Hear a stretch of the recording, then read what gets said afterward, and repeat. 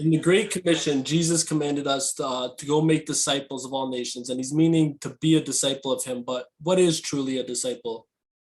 Yeah, Jesus had followers and disciples. The disciples were the ones that were totally invested in him.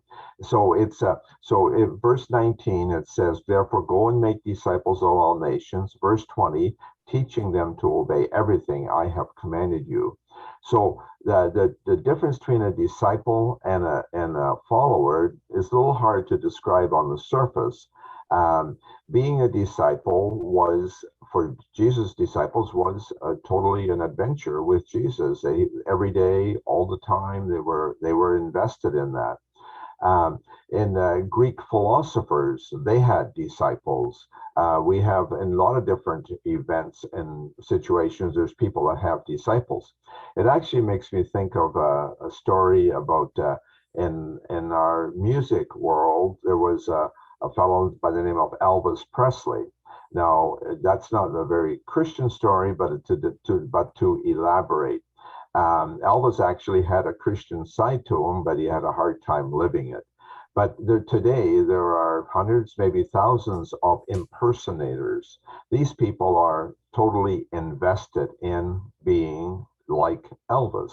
They get his uniform, they get the music, they get They the put that song, beard on them and everything. everything. They do it, even have to lose weight at times to fit the uniform, to look right, and all these kind of things. But there are also lots of other people that just buy the music. They're followers. So there's a difference in that aspect. Being a disciple means being all in, to act like, to be like, to live like.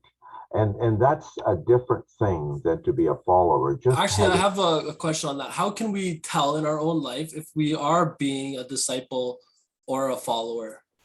Can we have an Yeah, analogy or so? yeah. If we are a disciple, that means that Jesus lives in us, like we are like him. If we're a follower, we read the word, we take an interest in what's going on. We just like we do it casually. It's something that is kind of a sideline and so on. But if we're going to be a disciple, that means we're invested in it. We're walking with him. Our life is guided by him, by Jesus, and everything we do. When we get up in the morning, we walk through the day, like it says in Deuteronomy. Like when you walk down the road, and everything you do, the glory of God is with you, and everything, all your decisions are based on, as you go through your working world, are based on what's Jesus' view on this, or how does this work? And so it's a completely different attitude to the word.